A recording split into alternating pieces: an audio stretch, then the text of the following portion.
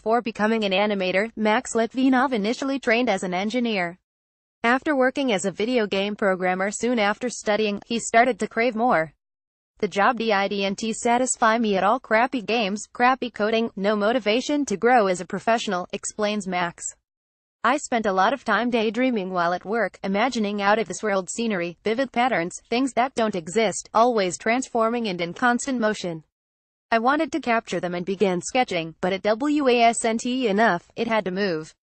So I quit my job, spent years self-studying and became a freelance artist. Animation gave Max the ability to embody any dream and create worlds where he sets the rules with total control over every element.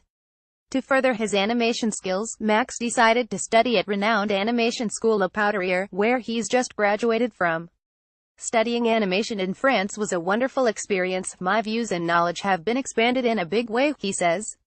When we last featured Max, there were only a few short animations from his time at school. Now, back in Russia, the animator is freelancing again and his portfolio continues to grow with commissions from MIT Technology Review among others.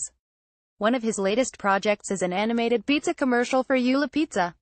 Some fellows from my hometown decided to open a pizzeria and commissioned me to do a promotional video, says Max. It's the first time I've done something food-related and it was quite a challenge to make the pizza look appealing. Created in Max's signature style, the animator hand-drawn style is humorous with a bizarre edge.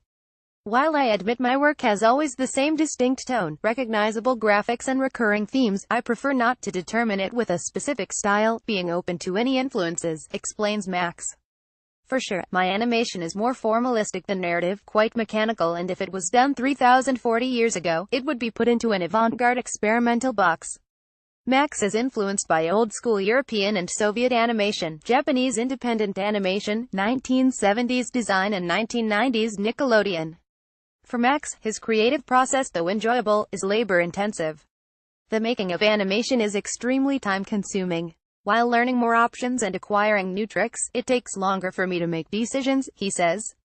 I spend hours and hours adjusting geometry of each frame to make the movement look as interesting and alluring as possible.